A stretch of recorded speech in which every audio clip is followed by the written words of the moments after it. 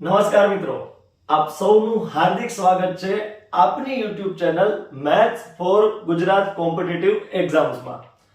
મિત્રો, આજે આપણે આપણી YouTube ચેનલના સૌથી પહેલા વિડિયોની અંદર આપણે અંકગણિતનું સૌથી બેઝિક અને સૌથી ઉપયોગી એવું પ્રકરણ ભણવા જઈ રહ્યા છીએ, જેનો પહેલો ભાગ આજે આપણે શીખશું। પ્રકરણનું નામ તમે વાંચી શકો છો એ પ્રમાણે સંખ્યા જ્ઞાન। આ ચેપ્ટરનો પહેલો ભાગ આજે આપણે શીખવાનો છે। અલગ અલગ પ્રકારની ઘણી બધી સંખ્યાઓ, કયા કયા પ્રકારની સંખ્યાઓ હોય છે, એમાં કઈ કઈ સંખ્યાઓ આવે, એનો સંકેત કયો છે અને એના આધારે આ ટોપિકને રિલેટેડ પૂછાઈ ગયેલા પ્રશ્નો કયા કયા છે, આ બધા મુદ્દાઓની ચર્ચા આપણે વન બાય વન અહીંયા કરવાના છીએ। તો સૌથી પહેલો પ્રશ્ન એ થાય કે સંખ્યાઓ છે કેટલા પ્રકારની? તો ઘણા બધા પ્રકારની સંખ્યાઓ છે, જેને આપણે વન બાય વન પહેલા સમજીએ, પછી અહીંથી આપણે આને વાંચશું। તો વન બાય વન સમજવાની કોશિશ કરીએ કે અલગ અલગ કેટલા પ્રકારની સંખ્યાઓની ચર્ચા આપણે કરવાની છે। તો સૌથી પહેલો પ્રકાર, સંખ્યાઓનો સૌથી પહેલો પ્રકાર, એનું નામ છે પ્રાકૃતિક સંખ્યાઓ। કેવા પ્રકારની સંખ્યાઓ મિત્રો? પ્રાકૃતિક સંખ્યાઓ। હવે પ્રાકૃતિક સંખ્યાઓમાં કોનો સમાવેશ થાય સાહેબ? તો કે પ્રાકૃતિક સંખ્યાઓની અંદર કોનો સમાવેશ થાય? તો કે 1 2 3 4 આ રીતે અસંખ્ય સંખ્યાઓનો સમાવેશ થાય। પ્રાકૃતિક સંખ્યાઓમાં કોનો સમાવેશ થાય? 1 2 3 4 થી માંડીને અસંખ્ય સુધી જેટલી સંખ્યાઓ છે એ તમામને પ્રાકૃતિક સંખ્યાઓમાં એનો સમાવેશ કરવામાં આવે। પ્રાકૃતિક સંખ્યાઓને અંગ્રેજીમાં નેચરલ નંબર્સ કહેવામાં આવે છે। શું કહેવામાં આવે છે મિત્રો? એને અંગ્રેજીમાં નેચરલ નંબર્સ કહેવામાં આવે છે। એટલે એનો સંકેત નક્કી કરવામાં આવ્યો છે કેપિટલ N। શું નક્કી કરવામાં આવ્યો છે? કેપિટલ N જે છે, કેપિટલ N જે છે ઈ પ્રાકૃતિક સંખ્યાઓને દર્શાવવા માટેનો સંકેત છે। પ્રાકૃતિક સંખ્યાઓનો જે સમૂહ છે એને દર્શાવવા માટેનો સંકેત કેપિટલ N છે। કેપિટલ N શું કામ? મેં તમને કારણ આપ્યું, હજી એકવાર રિપીટ કરું છું, કારણ કે પ્રાકૃતિક સંખ્યાઓને અંગ્રેજીમાં નેચરલ નંબર્સ કહેવામાં આવે છે। એટલે બીજા પ્રકારની સંખ્યાઓ જે આપણે જેની ચર્ચા કરવી છે, એ બીજા પ્રકારની સંખ્યાઓમાં સમાવેશ થાય છે પૂર્ણ સંખ્યાઓ। કેવા પ્રકારની સંખ્યાઓ મિત્રો? પૂર્ણ સંખ્યાઓ। પૂર્ણ સંખ્યાઓમાં સાહેબ કોનો સમાવેશ થાય? તો કે પૂર્ણ સંખ્યાઓની અંદર મિત્રો બધી પ્રાકૃતિક સંખ્યા તો આવે જ તે 1 2 3 4 થી માંડીને અસંખ્ય સુધી બધી પ્રાકૃતિક સંખ્યાઓ તો પૂર્ણમાં આવે જ તે। સાથે સાથે એક સંખ્યા નવી આવશે, ઈ કોણ? તો કે ઈ છે 0। ઈ છે 0। જો પ્રાકૃતિક સંખ્યાઓ તો બધી આવે જ તે પૂર્ણ સંખ્યાની અંદર, સાથે સાથે કેટલીક સંખ્યાઓ નવી આવી, એક સંખ્યા નવી આવી, કઈ? તો કે 0। પૂર્ણ સંખ્યાઓને અંગ્રેજીમાં હોલ નંબર્સ કહેવામાં આવે છે। શું કહેવામાં આવે છે મિત્રો? Whole numbers, WHOLE। એના માટે જ કારણે જ પૂર્ણ સંખ્યાઓના સમૂહને કેપિટલ W સંજ્ઞા વડે દર્શાવવામાં આવે છે મિત્રો। કોના વડે દર્શાવવામાં આવે છે? Capital W। કેમ કેપિટલ W? કારણ કે અંગ્રેજીમાં એને હોલ નંબર્સ કહેવામાં આવે છે। એટલે જો સાથે સાથે યાદ રાખતા જજો, જેથી કરીને પછી મુશ્કેલી ન પડે યાદ રાખવામાં। પહેલા પ્રકારની સંખ્યાઓ કઈ હતી? પ્રાકૃતિક સંખ્યાઓ। કેટલાથી શરૂ થાય? 1 2 3 4 થી અસંખ્ય સુધી। એની સંકેત શું છે? અંગ્રેજીનો કેપિટલ N। કેપિટલ N એટલે પ્રાકૃતિક સંખ્યાઓનો સમૂહ, પ્રાકૃતિક સંખ્યાઓનો ગણ। બીજા પ્રકારની સંખ્યાઓ કઈ છે? તો કે બીજા પ્રકારની સંખ્યાઓ છે પૂર્ણ સંખ્યાઓ। કઈ છે બોલો તો? પૂર્ણ સંખ્યાઓ। અચ્છા, પૂર્ણ સંખ્યાઓમાં કોનો સમાવેશ થાય? એમાં બધી પ્રાકૃતિક સંખ્યા તો આવે જ તે 1 2 3 4 વગેરે। હજી એક નવી સંખ્યાનો સમાવેશ થાય જે છે 0। 0 જે છે એ પૂર્ણ સંખ્યામાં આવે પણ પ્રાકૃતિકમાં ન આવે। એટલે પ્રાકૃતિક તો બધી લખવાની જ તે, પ્લસ એક નવી સંખ્યા લખવાની 0। એને કહેવામાં આવે પૂર્ણ સંખ્યાઓનો ગણ, એટલે કે પૂર્ણ સંખ્યાઓનો સમૂહ એવું કહેવામાં આવે। એના માટેનો જે સંકેત છે એ અંગ્રેજીનો W નામનો મૂળાક્ષર છે। શું છે અંગ્રેજીનો? W નામનો જે મૂળાક્ષર છે એને પૂર્ણ સંખ્યાઓનો સમૂહ કહેવામાં આવે છે, કારણ કે અંગ્રેજીમાં પૂર્ણ એટલે હોલ થાય, WHOLE, હોલ એટલે પૂર્ણ, એના માટે. ઓકે, પછી નવા પ્રકારની સંખ્યાઓ ઈ છે પૂર્ણાંક સંખ્યાઓ. કઈ કઈ સંખ્યાઓ? પૂર્ણાંક સંખ્યાઓ. કઈ કઈ સંખ્યાઓ મિત્રો? પૂર્ણાંક સંખ્યાઓ. પૂર્ણાંક સંખ્યાઓમાં કોનો સમાવેશ થાય છે? પૂર્ણાંક સંખ્યાઓમાં બધી પૂર્ણ સંખ્યા તો આવે જ તે, 0 1 2 3, આ બધી તો સંખ્યાઓ આવે જ તે. સાથે સાથે બધી પૂર્ણ સંખ્યાઓ તો આવે જ તે, સાથે સાથે ઋણ પૂર્ણાંકો પણ આવે, -1 -2 -3 થી માંડીને આ બાજુ અનંત સુધી. તો પૂર્ણાંક સંખ્યાઓ આ બાજુ અનંત સુધી હોય ને આ બાજુ અનંત સુધી હોય, બંને બાજુ અનંત સુધી હોય. તો પૂર્ણાંક સંખ્યાઓમાં કોનો સમાવેશ થાય? 3 પ્રકારની પૂર્ણાંક સંખ્યાઓ હોય. પૂર્ણાંક સંખ્યાઓ 3 પ્રકારની હોય. કયા કયા 3 પ્રકારની? એક તો શૂન્ય, એક ધન પૂર્ણાંક સંખ્યાઓ અને એક ઋણ પૂર્ણાંક સંખ્યાઓ. કયા કયા પ્રકારની પૂર્ણાંક સંખ્યા હોય છે? બોલો તો 3 પ્રકારની. કયા કયા 3 પ્રકાર? બોલતા જાવ તો. એક તો શૂન્ય, એક ધન પૂર્ણાંક સંખ્યાઓ અને એક ઋણ પૂર્ણાંક સંખ્યાઓ. આમ 3 પ્રકારની પૂર્ણાંક સંખ્યાઓ ભેગી કરો એટલે પૂર્ણાંક સંખ્યાઓનો સમૂહ એટલે કે ગણ તૈયાર થઈ જાય. એને દર્શાવવા માટેનો જે સંકેત છે અંગ્રેજીનો કેપિટલ Z છે. ખરેખર એને અંગ્રેજીમાં ઇન્ટીજર્સ કહેવાય, જેનો સ્પેલિંગ I થી સ્ટાર્ટ થાય છે, પણ ઈ સંકેત અસમય સંખ્યાઓને આપેલો છે. એટલે જર્મન શબ્દ છે ઝેલેન, ઝેલેન એટલે પૂર્ણાંક થાય જર્મન ભાષામાં, એના આધારે Z સંકેત નક્કી કરવામાં આવ્યો છે. આપણે તર્ક વિતર્કમાં નથી પડવાનું, આપણે યાદ રાખી લેવાનું છે કે પૂર્ણાંક સંખ્યાઓનો જે સમૂહ છે એને આપણે કઈ સંખ્યા વડે દર્શાવશું? કેપિટલ Z વડે.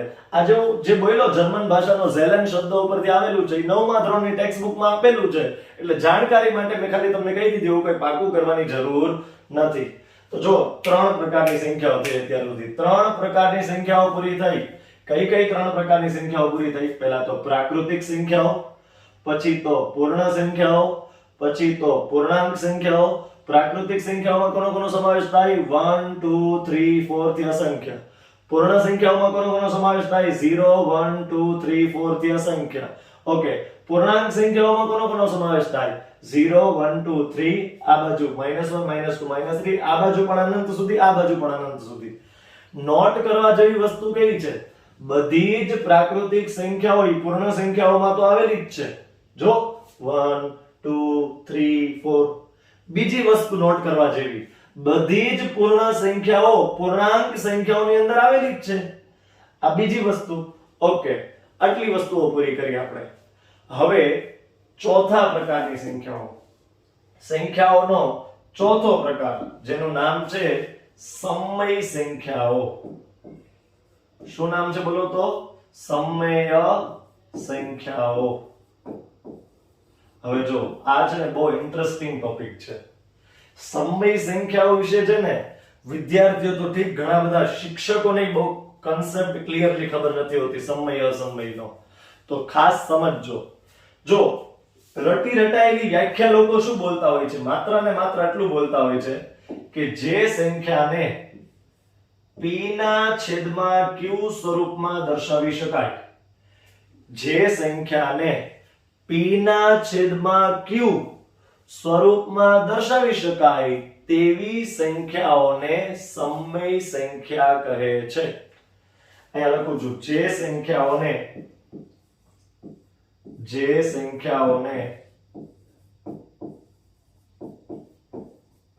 p ના છેદમાં q સ્વરૂપે દર્શાવી શકાય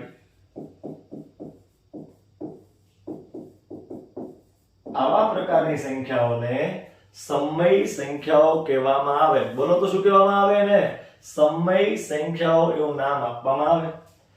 હવે સમય સંખ્યાઓના જો આપણે ઉદાહરણની વાત કરીએ ને મિત્રો, તો જો એક ઉદાહરણ આપું છું, 3/4. શું સાહેબ આ સમય સંખ્યા કહેવાય? ડેફિનેટલી કહેવાય.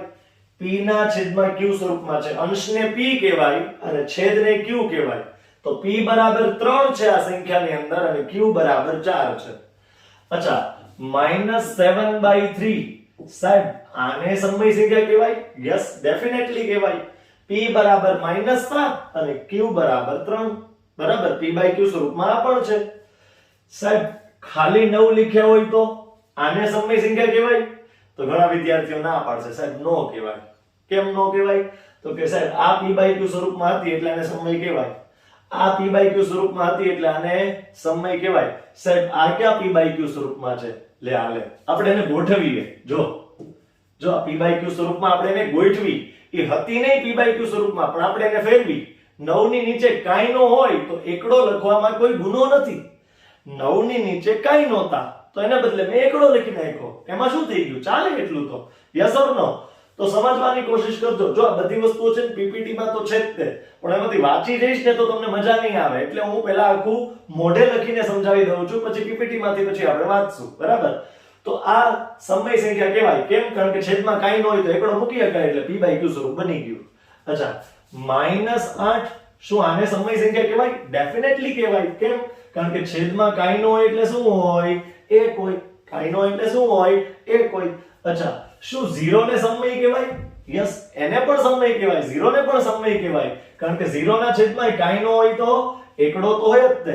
જો ઘણાને છે ને કન્ફ્યુઝન હોય છે 0 ના છેદમાં 1 અને 1 ના છેદમાં 0. ઘણા એમ કહે છે કે સર 0 ના છેદમાં 1 તો શક્ય જ નથી ને, અમે તો પ્રાઇમરી સ્કૂલમાં એવું ભણ્યા છીએ. પણ એવું નથી, તમે મિક્સ કરી નાખ્યું, એવું નહીં ભણાવ્યું હોય, તમે ભૂલ કરી રહ્યા છો.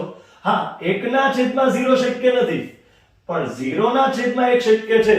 ટૂંકમાં છેદ કોઈ દી 0 ન હોય.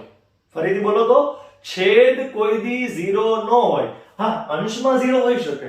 બરાબર? તો અહીંયા જો 0 અંશમાં છે, છેદમાં નથી. આ પોસિબલ છે.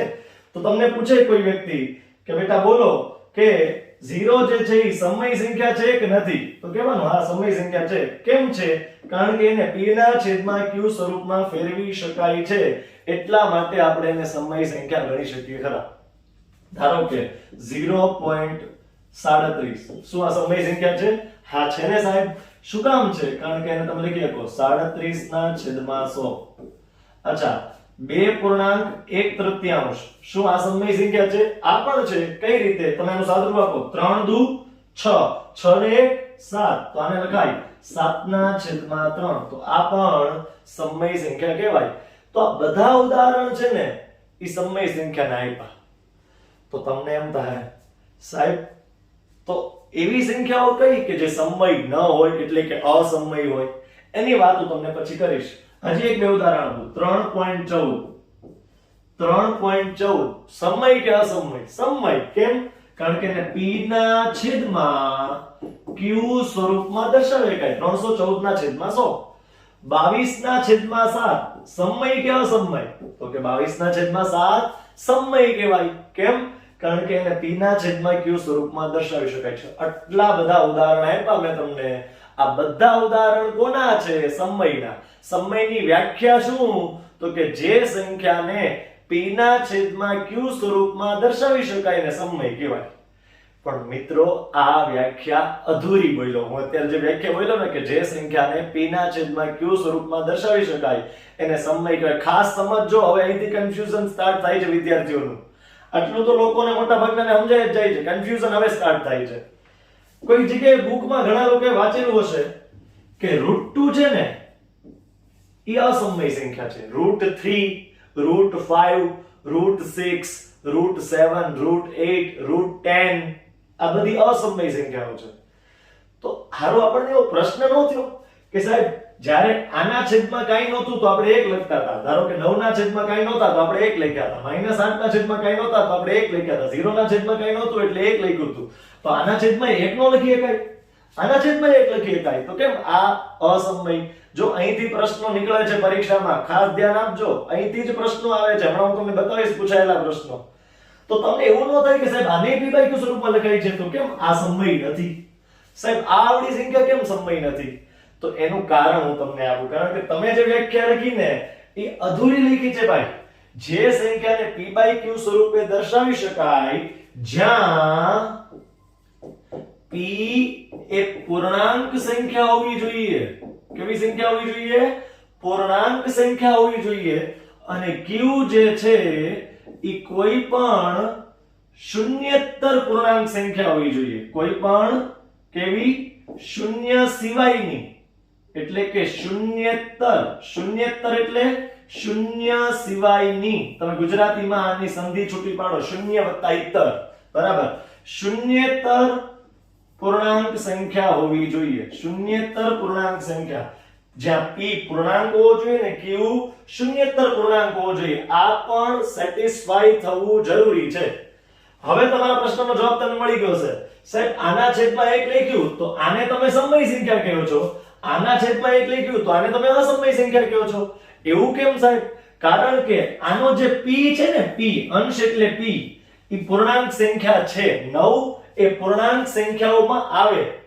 જો p/q સ્વરૂપે તો હોવું જ જોઈએ, સાથે સાથે p જે છે ઈ પૂર્ણાંક હોવો જોઈએ. શું 9 પૂર્ણાંક સંખ્યા છે?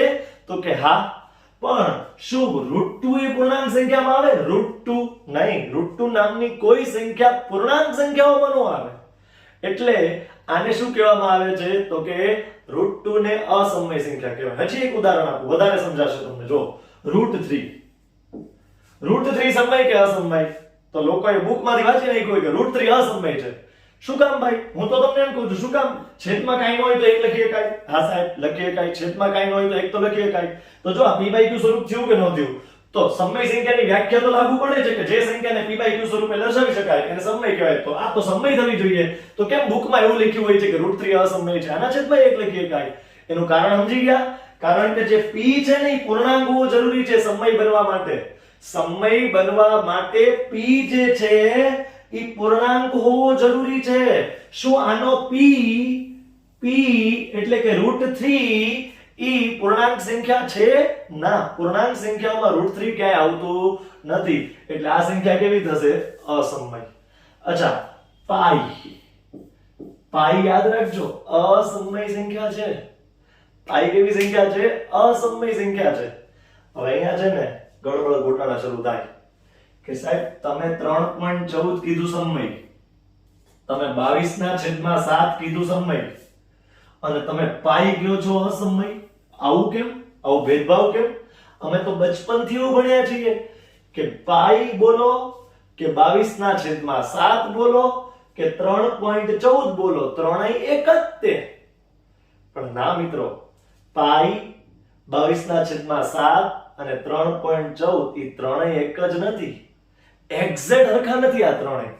પાઈ 22/7 અને 3.14 આ ત્રણેય સંખ્યાઓ એક્ઝેક્ટ સરખી નથી, એપ્રોક્સિમેટલી સરખી છે. હવે સાહેબ ઈ વળી હું એક્ઝેક્ટ સરખી નથી ને એપ્રોક્સિમેટલી સરખી છે, ઉદાહરણથી સમજાવું. માની લ્યો કોઈ પરીક્ષાની અંદર તમારા 72.33% છે. કેટલા? 72.33% છે. અને તમારા મિત્રના 72.31% છે. તમારા કેટલા? 72.33. તમારા મિત્રના કેટલા? 72.31. તો એમ કહીએ કે તમારા બેના માર્ક એક્ઝેક્ટ સરખા છે, તમારા બેના ટકા એક્ઝેક્ટ સરખા છે. તો તમે ના પાડશો સાહેબ મારે એની કરતા 0.02% વધારે છે, એક્ઝેક્ટ સરખા નથી, મારે 72.33 છે ને એને તો 72.31 છે. તો તમારા બે મિત્રોના માર્ક એક્ઝેક્ટ સરખા નથી, હા, પણ કરીબ કરીબ સરખા છે, બહુ વધારે ડિફરન્સ નથી. એવી રીતે આ ત્રણ સંખ્યાઓ પાઈ 22/7 અને 3.14 આ ત્રણેય સંખ્યાઓ એક્ઝેક્ટ સરખી નથી, હા, એપ્રોક્સિમેટલી સરખી છે. એટલે પાઈ પૂછાય તો અસમય, પાઈ પૂછાય તો અસમય, 22/7 પૂછાય તો સમય અને 3.14 પૂછાય તોય તે સમય. આ ત્રણ વસ્તુ ખાસ યાદ રાખજો. પાઈ અસમય જ્યારે 22/7 અને 3.14 સમય. સાહેબ તમે એમ કીધું કે આ ત્રણેયની વચ્ચે બહુ લાંબો ફરક નથી, બહુ ટૂંકો એવો નાનો એવો ફરક છે. તો સાહેબ શું ફરક છે આ બેની વચ્ચે, આ ત્રણેયની વચ્ચે? તો તમારે આ ખાલી સમજૂતી માટે તમને કહી દઉં છું, બરાબર? ખાસ તમે માઇન્ડમાં યાદ રાખી લેજો. જો 3.14 ની વાસ્તવિક કિંમત છે ને એ 3.14 જ છે. એની પાછળ તમારે પરાણે કંઈક ઉમેરવું હોય તો તમે 0 0 0 0 0 એ ઉમેરી શકો. જેટલા ઉમેરો હોય એટલા 0 ઉમેરી શકો 3.14 ની પાછળ. જ્યારે તમે 22/7 ની વાત કરો ને મિત્રો, 22/7 તો એનો તમે ભાગાકાર કેલ્ક્યુલેટરમાં કરશો તો 14.3.14 28 57 14 28 57 આવું કન્ટિન્યુ રહેશે, આ કોઈ દી પૂરું નહીં થાય. અને તમે ગૂગલ ઉપર સર્ચ કરજો રિયલ વેલ્યુ ઓફ પાઈ, પાઈ ની વાસ્તવિક કિંમત, અથવા તો 9મા ધોરણની ટેક્સ્ટ બુક માં આપેલી છે, જોઈ શકશો. તો કંઈક આવી છે 3.14 15, પછી આગળ ઘણું બધું છે, બરાબર. આપણે યાદ રાખવાની જરૂર નથી. તો જો તો આ ત્રણેય એક્ઝેક્ટ સરખા છે ના સાહેબ, પોઈન્ટ પછી બે આંકડા સુધી સરખા છે, જોઈ લો 3.14 3.14 3.14, પણ એ પછી આમાં 0000 આવે છે, આમાં 28 57 આવે છે, અહીંયા 15 આવે છે. પોઈન્ટ પછી બે આંકડા સુધી સરખું છે, પોઈન્ટ પછી બે આંકડા સુધી આ ત્રણેય કિંમતો સરખી છે, પણ પાછળ સરખી નથી, એટલે એક્ઝેક્ટ સરખી કહેવાય નહીં. મેં તમને ઉદાહરણ આપ્યું ને તમારા મિત્રનું ને તમારા ટકા એપ્રોક્સિમેટલી સરખા કહેવાય, એક્ઝેક્ટ સરખા કહેવાય નહીં, જો માઇનર ફરક હોય તો. એ રીતે આ ત્રણની કિંમત એક્ઝેક્ટ સરખી નથી, થોડીક અલગ છે, બરાબર. એટલે કે એપ્રોક્સિમેટલી સરખી છે, એક્ઝેક્ટ સરખી નથી. તો આ વાત થઈ ગઈ કે 3.14 22/7 અને પાઈ, એમાંથી કોને સમય કેવું ને કોને અસમય કેવું. ખૂબ પ્રશ્નો નીકળે છે આના આધારે, ખાસ ધ્યાન રાખજો. તો હવે વ્યાખ્યા કોની જોશું આપણે? અસમય સંખ્યાઓની. હવે કોની વાત કરશું આપણે? અસમય સંખ્યાઓની. અસમય સંખ્યાઓની વાત કરવી છે. ફરીથી બોલો, કોની વાત કરવી છે આપણે? અસમય સંખ્યાઓની વાત કરવી છે. તો અસમય સંખ્યાની વ્યાખ્યા શું ખબર? સૌથી હેલી, જે સંખ્યા સમય ન હોય એવી દરેક સંખ્યાને અસમય કહેવાય. જે સંખ્યા સમય નથી તેવી તમામ સંખ્યાઓને અસમય સંખ્યાઓ કહેવામાં આવે. ઉદાહરણ આપવું હોય તો અમુક ઉદાહરણ યાદ રાખજો, બરાબર. અમુક ઉદાહરણ જે છે ને યાદ રાખજો અસમય સંખ્યાના. √2, પછી √3, પછી ઘણા કે સાહેબ √4 લખો ને, √4 નો લખાય. કેમ? √4 એટલે કે 4 નું વર્ગમૂળ, ઈ તો 2 થાય. 4 નું વર્ગમૂળ તો શું થાય મિત્રો? 2 થાય. 2 જે છે ઈ તો સમય સંખ્યા છે, કારણ કે 2 ના છેદમાં 1 લખી શકાય. p પૂર્ણાંક છે ને q શૂન્યેતર પૂર્ણાંક છે. જે સંખ્યા p/q સ્વરૂપે હોય ને એમાં p પૂર્ણાંક હોય ને q શૂન્યેતર પૂર્ણાંક હોય એને સમય સંખ્યા કહેવાય. તો જો અહીંયા p પૂર્ણાંક છે ને q શૂન્યેતર પૂર્ણાંક છે, તો અહીંયા √4 જે છે ઈ સમયમાં આવશે નહીં કે અસમયમાં? √4 નહીં આવે. હાલો √2 √3 માંડ જાયનું તો, હાલો આગળ √4 નહીં આવે. હવે કોણ આવશે? √5, પછી √6, પછી √7, પછી √8. સાહેબ √9 લખું? √9 નો લખાય, કારણ કે √9 એટલે કેટલા થાય? 3 થાય. 9 નું વર્ગમૂળ કેટલું થાય? 3 થાય. 3 ને આમ લખી શકાય 3/1, એટલે p/q સ્વરૂપ થઈ ગયું. p પૂર્ણાંક અને q શૂન્ય સિવાયનો પૂર્ણાંક સ્વરૂપમાં છે, એટલે તમે કહી શકશો કે √9 નો સમાવેશ સમય સંખ્યામાં થાય. ઓકે, હવે આના જે સંકેત છે એ ખાસ યાદ રાખજો. અચ્છા, એક ઉદાહરણ હજી ખાસ લખવાનું રહી ગયું, પાઈ. એક ઉદાહરણ પાઈ. હજી ઘણા આવા ઉદાહરણ બને અસમયના. ટૂંકમાં જે સંખ્યા સમય નથી, જે સંખ્યાને આ સ્વરૂપમાં ન દર્શાવી શકાય, તમામ સંખ્યાઓને અસમય સંખ્યામાં કન્સિડર કરવામાં આવે છે. ઓકે, સમય સંખ્યાઓનો જે સંકેત છે ને એ છે q. જો પ્રાકૃતિક સંખ્યાઓનો સંકેત કેવો હતો? n. ઓકે, પછી પૂર્ણ સંખ્યાઓનો સંકેત કેવો હતો ભાઈ? તો કે w. શું હતો? w. પછી પૂર્ણાંક સંખ્યાઓનો સંકેત કેવો હતો? પૂર્ણાંક સંખ્યાઓનો z. એમ સમય સંખ્યાઓનો જે સંકેત છે ઈ છે q. અને અસમય સંખ્યાઓના બે સંકેત છે, ક્યારેક i લખે છે ને ક્યારેક આ લોકો t પણ લખે છે, એટલે બંને યાદ રાખજો. i વડે પણ દર્શાવાય છે ને અમુક જગ્યાએ એને t વડે પણ દર્શાવાય છે. તો આટલા પ્રકારની સંખ્યાઓની વાત કરીએ આપણે. સૌથી પહેલી સંખ્યા કઈ હતી? પ્રાકૃતિક સંખ્યા. પ્રાકૃતિક સંખ્યાઓમાં કોનો સમાવેશ થાય? 1 2 3 4. એમ પૂછાય નાનામાં નાની પ્રાકૃતિક સંખ્યા કઈ? નાનામાં નાની, સ્મોલેસ્ટ, સૌથી નાની. તો એનો જવાબ છે એકડો. એક જે છે સૌથી નાની પ્રાકૃતિક સંખ્યા. એને કયા સંકેત વડે દર્શાવાય? પ્રાકૃતિક સંખ્યાઓના સમૂહને કયા સંકેત વડે દર્શાવાય? તો કે n. બીજા પ્રકારની સંખ્યાઓ કઈ? તો કે પૂર્ણ સંખ્યાઓ. પૂર્ણ સંખ્યાઓમાં નાનામાં નાની સંખ્યા કઈ? તો કે 0. નાનામાં નાની સંખ્યા કઈ? તો કે 0. ઓકે, પૂર્ણ સંખ્યાઓનો જે સમૂહ છે એને અંગ્રેજીના કયા મૂળાક્ષર વડે દર્શાવાય? કેપિટલ W વડે, કારણ કે એને હોલ નંબર્સ કહેવાય.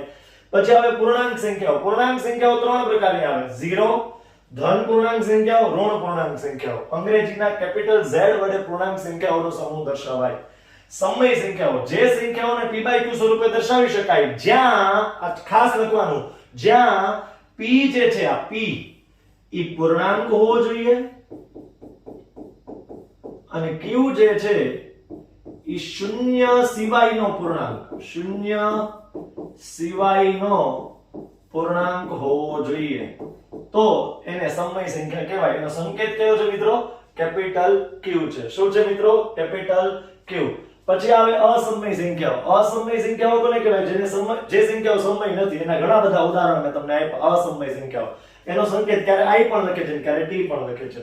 હવે સૌથી છેલ્લા પ્રકારની સંખ્યાઓ, સૌથી છેલ્લા પ્રકારની સંખ્યાઓ એ છે વાસ્તવિક સંખ્યાઓ. શું છે ભાઈ?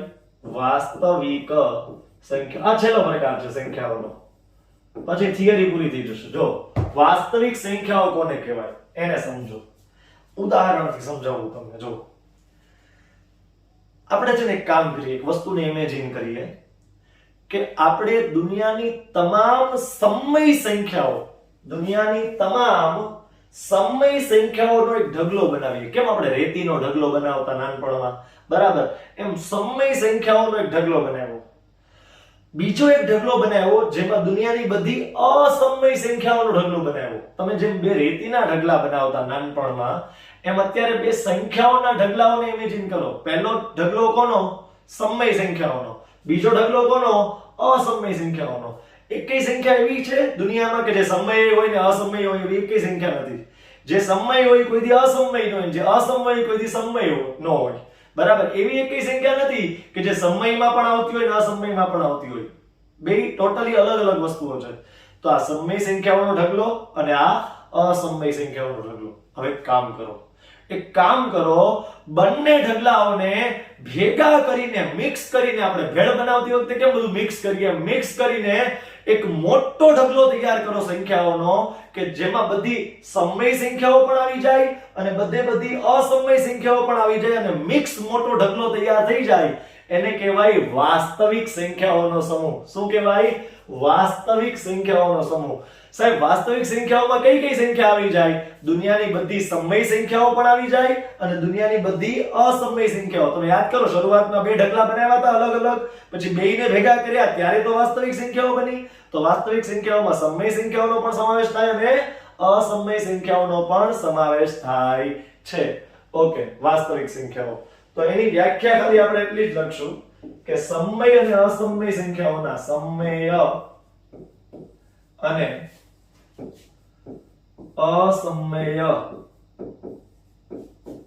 સંખ્યાઓના જથ્થાને શું કહેવામાં આવે છે? વાસ્તવિક સંખ્યાઓનો સમૂહ. વાસ્તવિકને અંગ્રેજીમાં રિયલ કહેવાય. વાસ્તવિકને અંગ્રેજીમાં શું કહેવાય? રિયલ. એટલે વાસ્તવિક સંખ્યાઓના સમૂહને અંગ્રેજીમાં કેપિટલ R વડે દર્શાવાય છે. ઓકે, આટલા પ્રકારની સંખ્યાઓની વાત આજે આપણે કરવાની હતી, જેની વાત આપણે પૂરી કરી. હવે વન બાય વન આપણે પીપીટી માંથી જોઈએ, પણ એક છેલ્લી વાત ખાલી કરી દઉં તમને. એમસીક્યુ માટે ખૂબ અગત્યની વાત છે. છેલ્લી વાત તમારી સાથે ચર્ચામાં લઈ લો. જો તમે જોયું હશે કે પ્રાકૃતિક સંખ્યાઓ બધી આની અંદર આવી જાય છે. જો 1 આની અંદર આવી જાય છે, 2 આની અંદર આવી જાય છે, 3 આની અંદર આવી જાય છે, 4. એટલે કે પ્રાકૃતિક સંખ્યાઓનો જે સમૂહ છે એની બધી સંખ્યાઓ અંદર આવી ગઈ. કોની અંદર આવી ગઈ? પૂર્ણ સંખ્યાઓના સમૂહની અંદર આવી ગઈ. એવી રીતે બધી પૂર્ણ સંખ્યાઓ ઓલરેડી પૂર્ણાંકમાં છે. જો 0 પૂર્ણાંકમાં આવે, હા આવે. 1 પૂર્ણાંકમાં આવે, હા આવે. 2 પૂર્ણાંકમાં આવે, હા આવે. તો પૂર્ણાંક સંખ્યાઓની અંદર બધી પૂર્ણ સંખ્યાઓ હોય છે. બધી પૂર્ણ સંખ્યાઓનો સમાવેશ પૂર્ણાંક સંખ્યામાં થાય. અચ્છા, શું બધી પૂર્ણાંક સંખ્યાઓ સમય હોય? હા, હોય જ ને. આ બધાના છેદમાં અત્યારે કાઈ નથી, 3 ના છેદમાં કાઈ નથી, તો 1 લખાય એટલે p/q સ્વરૂપમાં આવી જાય. આ રીતે p/q સ્વરૂપમાં લખીએ કાઈ, આને રીતે p/q સ્વરૂપમાં લખીએ કાઈ, આને રીતે p/q સ્વરૂપમાં લખીએ કાઈ, આને દુનિયાની તમામ પૂર્ણાંક સંખ્યાઓ સમય સંખ્યા સ્વરૂપે એટલે કે p/q સ્વરૂપે લખીએ કાઈ. તો એ બધી કોની અંદર આવી જાય? તો કે પૂર્ણાંક સંખ્યાઓ તમામ સમય સંખ્યાઓની અંદર આવી જાય. અને બધી સમય સંખ્યાઓ કોની અંદર આવી જાય? વાસ્તવિક સંખ્યાઓની અંદર આવી જાય. બધી જ સમય સંખ્યાઓ કોની અંદર આવી જાય? વાસ્તવિક સંખ્યાઓની અંદર આવી જાય. તો આ પ્રકારે જે છે આ સંબંધ યાદ રાખવાનો. બધી પ્રાકૃતિક સંખ્યા પૂર્ણમાં આવી જાય. ઉલટું વિધાન સાચું નથી હો, કે બધી પૂર્ણ સંખ્યાઓ પ્રાકૃતિકમાં આવી જાય વિધાન સાચું નથી. વિધાન શું સાચું છે, પછી હું શોર્ટકટ એ આપીશ સાચા ખોટા વિધાન ચકાસવાનું. શોર્ટકટ છે આપણી પાસે. અત્યારે સમજવાની કોશિશ કરો. બધી પ્રાકૃતિક સંખ્યાઓ પૂર્ણમાં આવી જાય, બધી પૂર્ણ સંખ્યાઓ પૂર્ણાંકમાં આવી જાય, બધી પૂર્ણાંક સંખ્યાઓ સમયમાં આવે અને બધી સમય સંખ્યાઓ વાસ્તવિક સંખ્યાની અંદર આવી જાય છે. આ બહુ જ અગત્યનું રિલેશન છે. આના આધારે પરીક્ષામાં 2-3 વખત અલગ અલગ પ્રશ્નો પૂછાયેલા છે. હવે 1 by 1 જે છે મિત્રો એ આપણે પીપીટી ના માધ્યમથી જે અત્યારે ભણ્યા એ પહેલા જોઈ લઈએ અને પછી એના પર આધારિત પૂછાઈ ગયેલા પ્રશ્નો જૂના વર્ષોમાં અલગ અલગ ક્લાસ 3 ની ક્લાસ 1 2 ની પરીક્ષાઓમાં પૂછાઈ ગયેલા પ્રશ્નોની ચર્ચા કરીએ. જો આટલી ચર્ચાઓ કરી આપણે. પહેલા પ્રાકૃતિક સંખ્યાઓનો ગણ કેપિટલ N વડે દર્શાવાય 1 2 3. નાનામાં નાની પ્રાકૃતિક સંખ્યા પૂછાઈ તો 1. પૂર્ણ સંખ્યાઓનો ગણ કેપિટલ W વડે દર્શાવાય 0 થી સ્ટાર્ટ થાય 0 1 2 3 4 હે ને ભાઈ. ઓકે, પછી પૂર્ણાંક સંખ્યાઓનો ગણ જેને Z વડે દર્શાવાય 3 પ્રકારની પૂર્ણાંક સંખ્યા હોય 0 ધન પૂર્ણાંક ઋણ પૂર્ણાંક જેને Z વડે દર્શાવાય. સમય સંખ્યાઓનો ગણ જે સંખ્યાને p by q સ્વરૂપમાં લખી શકાય જ્યાં p પૂર્ણાંક સંખ્યાને q જે છે જ્યાં p પૂર્ણાંક સંખ્યાને q જે છે એ પ્રાકૃતિક સંખ્યા એટલે કે શૂન્ય સિવાયની પૂર્ણાંક સંખ્યા એમ કહો તોય ચાલશે. આ બધા સમયના ઉદાહરણ આપ્યા. પછી અસમય સંખ્યા જેને i અથવા t વડે દર્શાવાય જે સંખ્યા સમય ન હોય તેવી તમામ સંખ્યાઓને અસમય કહેવાય. એના ઉદાહરણ pi √2 √3 વગેરે. વાસ્તવિક સંખ્યાઓ સમય અને અસમયનો જે જથ્થો ભેગો કર્યો હતો, આ બાજુ સમય સંખ્યાનો ઢગલો હતો, આ બાજુ અસમય સંખ્યાનો ઢગલો, એ બેયને ભેગા કરીને જે મોટો ઢગલો બન્યો તેને વાસ્તવિક સંખ્યાઓનો ઢગલો આપણે કીધો હતો. અને ઈ જે છે એને કહેવાય વાસ્તવિક સંખ્યાઓનો ગણ અને અંગ્રેજીનો કેપિટલ R વડે દર્શાવાય કારણ કે વાસ્તવિક એટલે રિયલ થાય એટલા માટે. બધી પ્રાકૃતિક સંખ્યા પૂર્ણમાં આવી જાય છે, બધી પૂર્ણ સંખ્યાઓ જે છે એ પૂર્ણાંકમાં આવી જાય છે, બધી પૂર્ણાંક સંખ્યાઓનો સમાવેશ સમયમાં થઈ જાય છે, બધી સમય સંખ્યાઓનો સમાવેશ વાસ્તવિક સંખ્યાઓમાં થઈ જાય છે. એટલે આ રિલેશન ખૂબ અગત્યનું. હવે એમ થાય કે સર થિયરી જ ભણાવો તમે તો નકરી. અત્યાર સુધી તમે ખાલી થિયરી જ ભણાવી, પણ હવે હું તમને 15 MCQ સોલ્વ કરાવીશ બધા ભૂતકાળમાં પૂછાઈ ગયેલા. અને આપણે આ જ સિસ્ટમથી ચાલશું. જે ટોપિક ભણશું એની થિયરી, એની પ્રેક્ટિસ અને પ્લસ પૂછાઈ ગયેલા પ્રશ્નો. તમારે કાંઈ નહીં કરવું પડે. એ ટોપિક તમે અહીંયા ભણી લીધો એટલે પછી બીજું કાંઈ કરવાની તમારે જરૂર નહીં પડે. એકવાર રિવિઝન કરી નાખજો ખાલી, બસ આટલું કરજો ખાલી. બરાબર. તો અહીંયા આગળ આપણે જોતા જઈએ. જો 1 by 1 તો પ્રશ્ન તમને કેવો પૂછ્યો છે જુઓ તો. આવા પ્રકારનો પ્રશ્ન આપ્યો છે કે સૌથી નાની પ્રાકૃતિક સંખ્યા કઈ છે. હવે પ્રાકૃતિક સંખ્યા એટલે સૌથી પહેલા પ્રકારની સંખ્યા. પ્રાકૃતિક સંખ્યાઓમાં સૌથી પહેલી સંખ્યા કઈ આવે ભાઈ? 1. કોણ આવે ભાઈ? 1 જે છે એકડો જે છે એ સૌથી નાનામાં નાની પ્રાકૃતિક સંખ્યા છે જેને n વડે દર્શાવાય. તલાટી કમ મંત્રી રાજકોટ 2017 માં પૂછાઈ ગયેલો પ્રશ્ન છે આ. ઘણા બધા તમારામાંથી તલાટીની તૈયારી કરતા હશે જો આવું પૂછાય છે. પછી સૌથી નાની પ્રાકૃતિક સંખ્યા અને સૌથી નાની પૂર્ણ સંખ્યાઓનો તફાવત કેટલો થાય? સૌથી નાની પ્રાકૃતિક સંખ્યા એટલે કોણ? એકડે 1. સૌથી નાની પૂર્ણ સંખ્યા એટલે કોણ? તો કે 0. તો 1 અને 0 નો તફાવત કેટલો થાય? 1 અને 0. 1 અને 0 બંનેનો તફાવત એટલે બાદબાકી. 1 અને 0 નો તફાવત જે છે 1 થાય. કેટલો થાય ભાઈ? 1 થાય. તો જવાબ કેટલો આપશું આપણે? 1. ઓકે.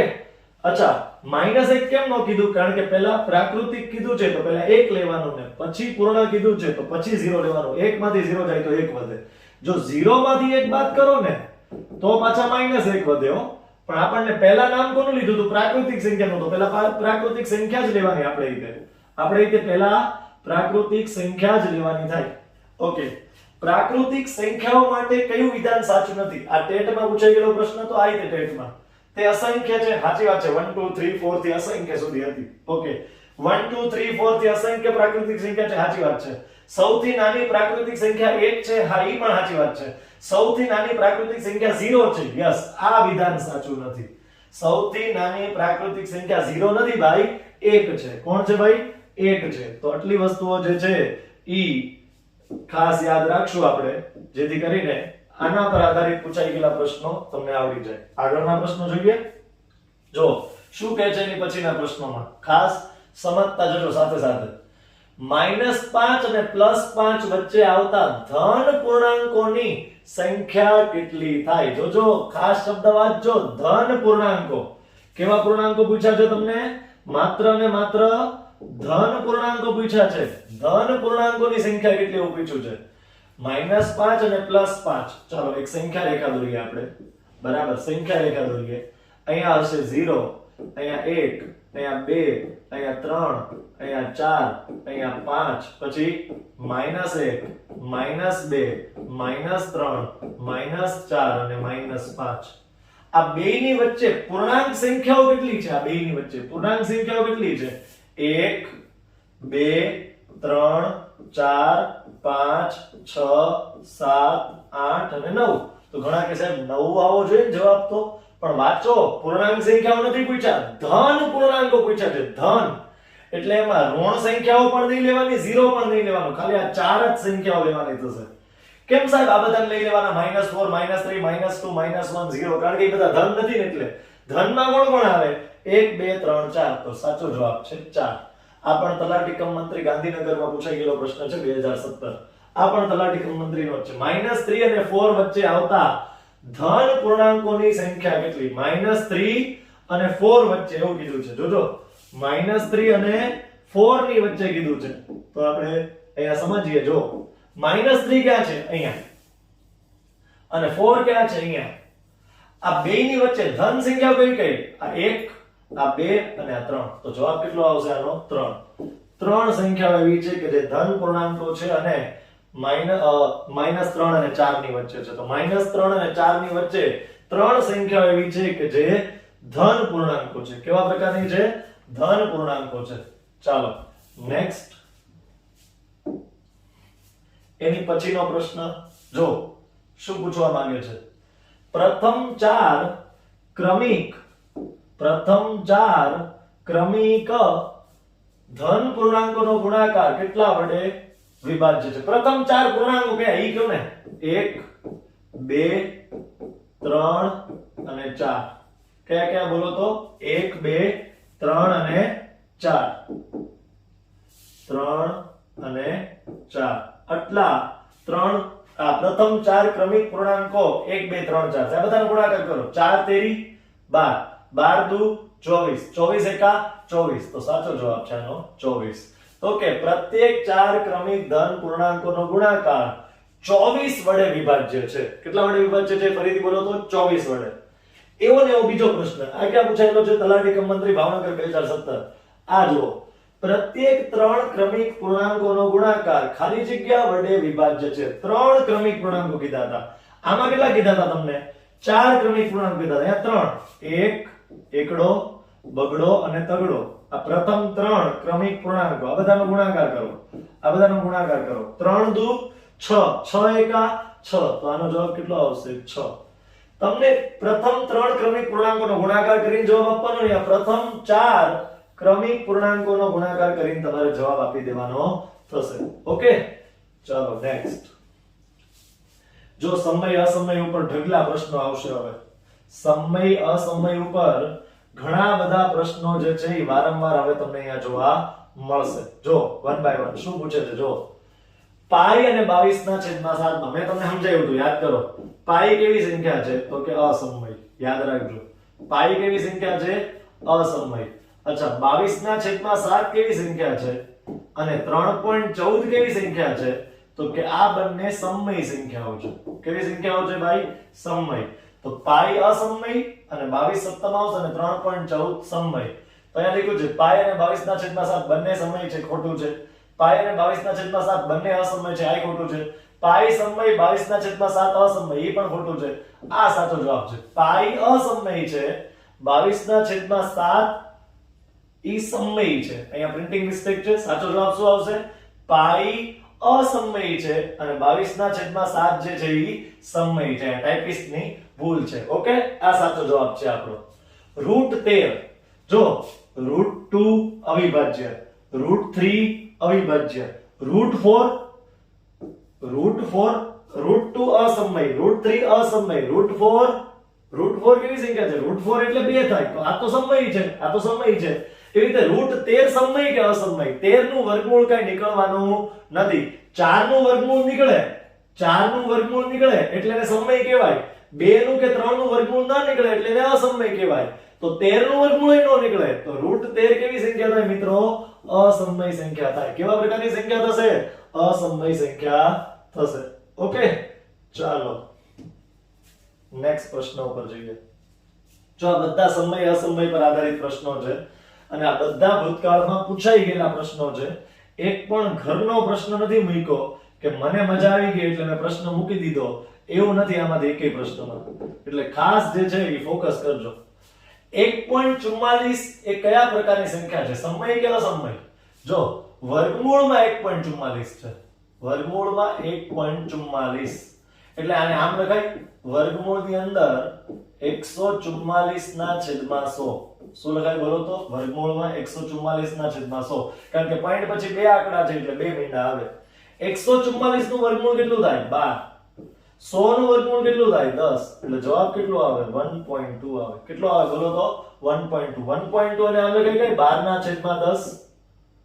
12 ના છેદમાં 10. તો જો p by q સ્વરૂપમાં લખ્યું, જ્યાં p પૂર્ણાંક છે ને q શૂન્ય સિવાયનો પૂર્ણાંક છે, એટલે કહી શકાય કે આ સંખ્યા જે છે ઈ સમય છે. હમણાં 1.44 નું વર્ગમૂળ નીકળ્યું એટલે ને, ધારો કે એમ કીધું હોત તો કે વર્ગમૂળમાં 0.9 આ કેવી સંખ્યા છે? 0.09 નથી, 0.9 છે, તો આનું વર્ગમૂળ નો નીકળે. આનું વર્ગમૂળ નો નીકળે તો આને અસમય કહેવાય. અહીંયા તો શું હતું? 144 નું વર્ગમૂળ બહાર નીકળતું હતું. અહીંયા 9 ના છેદમાં 10 આવશે. ચાલો 9 નું વર્ગમૂળ તો 3 નીકળી જશે, નીચે 10 નું વર્ગમૂળ નહીં નીકળે. એટલે યાદ રાખજો, વર્ગમૂળ નીકળે તો આપણે એને સમય કહેશું, નહીતર આપણે એને શું કહેશું? અસમય સંખ્યાઓમાં ગણશું. આને શું કહેશું જોવો તો? આ સંખ્યાને કેવી કહેશું? સમય કે અસમય? આપણને પ્રશ્ન પૂછ્યો તો વિચારી લો. તો જો 0.02222 તો આને આમ લખાય 2222 એના છેદમાં 1 ની પાછળ 1 2 3 4 5 મીંડા, 1 2 3 4 અને 5 મીંડા. તો આને p by q સ્વરૂપમાં લખી શકાય છે, એટલે એને સમય સંખ્યા કહેવામાં આવશે. શું કહેવામાં આવશે મિત્રો? સમય સંખ્યા, એવું આપણે એને અહીંયા નામ આપી શકશું. ક્લિયર? ચાલો, નીચેના પૈકી કઈ સંખ્યા અસમય છે? તો કે યાદ રાખજો, પાઈ અસમય છે. કોણ? પાઈ જે છે ઈ અસમય સંખ્યા થાય. કઈ સંખ્યા ભાઈ? પાઈ. પાઈ જે છે ઈ તમારી અસમય સંખ્યા જે છે ઈ થશે. ક્લિયર? ચાલો, નીચેના પૈકી અસમય સંખ્યા શોધીને લખો. અસમય તો જો 4 નું તો વર્ગમૂળ નીકળે. 4 નું વર્ગમૂળ કેટલું થાય? 2. 4 નું વર્ગમૂળ કેટલું થાય? 2. 1.69 એનું વર્ગમૂળ થાય 1.3. 8 નું ઘનમૂળ, 8 નું ઘનમૂળ થાય 2, પણ 2 નું વર્ગમૂળ ન નીકળે. તો આ કેવી સંખ્યા છે? અસમય. જોવો તમે, આની પહેલા 2-3 MCQ હતા, અહીંયા 4 MCQ છે. ટોટલ સમય અસમય ઉપરથી અત્યાર સુધી 7 MCQ થયા. કેટલા MCQ થયા? 7 MCQ થયા. જોજો, 1 by 1 યાદ રાખતા જજો. ખૂબ અગત્યનો કોન્સેપ્ટ છે સમય અસમય. એવું લાગે તો વિડિયો સમય અસમયનો કોન્સેપ્ટ ફરીથી એકવાર જોઈ લેજો એવું લાગે તો. બરાબર? ચાલો જો નેક્સ્ટ પ્રશ્ન શું કહે છે? 1 થી 10 વચ્ચેના બે અંકો એવા છે કે જેમનો ગુણાકાર તેમના સરવાળામાં ઉમેરીએ તો 35 થાય છે. કેટલા થાય છે ભાઈ? 35 થાય છે. તો તે બે સંખ્યાઓ કઈ કઈ? હવે જો 1 અને 10 વચ્ચે એવી બે સંખ્યાઓ શોધો કે જેનો ગુણાકાર સરવાળામાં ઉમેરીએ તો 35 થાય. આ બેનો ગુણાકાર 3 કેટલા થાય? 24. આ બેનો સરવાળો 3 ને 8 11.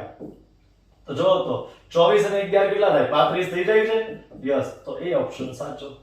બીજા ઓપ્શન ખોટા જ હશે તોય આપણે ચેક કરી હાલો ને. આ બેનો ગુણાકાર 7 ચોક 28 અને 7 અને 4 નો સરવાળો તો કે 11 થાય. સરવાળો કેટલો થાય ભાઈ? 11. 4 અને 7 નો ગુણાકાર 28 થાય, બેનો સરવાળો 11 થાય. ઉમેરો બેને 9 3 તો અહીંયા તો 39 મળે છે. મારે તો 35 થવા જોઈએ એવું લાવવાનું છે. તો આ સાચો જવાબ નથી. એવી રીતે આને ચેક કરજો, આને ચેક કરજો, એક જ જવાબ સાચો મળશે. કયો? 3 અને 8 તમારા સાચા જવાબો થઈ જશે. ક્લિયર? છેલ્લો MCQ, આજના ટોપિકનો છેલ્લો MCQ. જો તમને શું પૂછ્યું છે કે સંખ્યા ગણો માટે નીચેના પૈકી કયું વિધાન સાચું છે? આ પણ તલાટી કમ મંત્રી નવસારી 2017 માં પૂછાઈ ગયેલો પ્રશ્ન છે. તો હમણાં આપણે જોયું હતું, થોડીક વાર પહેલા જ આપણે જોયું હતું આ વિધાન. આપણે અહીંયા આગળ લખ્યું પણ હતું પાછળ. શું લખ્યું હતું જોવો તો? દરેક પ્રાકૃતિક સંખ્યા ઈ સમાયેલી છે કોની અંદર? પૂર્ણ સંખ્યાની અંદર. દરેક પૂર્ણ સંખ્યા સમાયેલી છે કોની અંદર? પૂર્ણાંક સંખ્યાની અંદર. દરેક પૂર્ણાંક સંખ્યા સમાયેલી છે કોની અંદર? સમય સંખ્યાની અંદર. અને દરેક સમય સંખ્યા કોની અંદર સમાયેલી છે? તો કે વાસ્તવિક સંખ્યાની અંદર સમાયેલી છે. તો તો આ જે છે આ ક્રમ ખાસ યાદ રાખજો. આમાં જો છે ઈ તે આલ્ફાબેટ બધા ઈ જ અંગ્રેજી મૂળાક્ષરો છે પણ આડાઅવળા છે. N W Z Q R આ ક્રમ યાદ રાખજો ખાસ. N W Z Q R. તો મિત્રો આ રીતે અલગ અલગ પ્રકારની જે સંખ્યાઓ હતી, પ્રાકૃતિક સંખ્યા, પૂર્ણ સંખ્યા, પૂર્ણાંક સંખ્યા, સમય સંખ્યા, અસમય સંખ્યા, વાસ્તવિક સંખ્યા, એના બધા ફંડા આપણે ક્લિયર કર્યા અને એના પર પૂછાયેલા 15 MCQ અલગ અલગ ભૂતકાળમાં પૂછાઈ ગયેલા આપણે સોલ્વ કર્યા. તો અહીંયા આપણે આજના લેક્ચરમાં અહીં સુધી રાખશું. નેક્સ્ટ લેક્ચરમાં સંખ્યા જ્ઞાન ભાગ 2 માં એક નવા કન્સેપ્ટ સાથે, નવા શોર્ટકટ સાથે, નવા પૂછાઈ ગયેલા પ્રશ્નોના સોલ્યુશન સાથે ફરીથી મુલાકાત કરશું. આજના લેક્ચરમાં અહીંયા સુધી રાખીએ છીએ. વિડીયોને ખાસ લાઈક અને શેર કરજો અને જો તમને આ વિડીયો ઉપયોગી થયો હોય તો ખાસ કોમેન્ટ કરીને અને શેર કરીને આ વિડીયોને તમારો રિસ્પોન્સ આપજો. Thank you.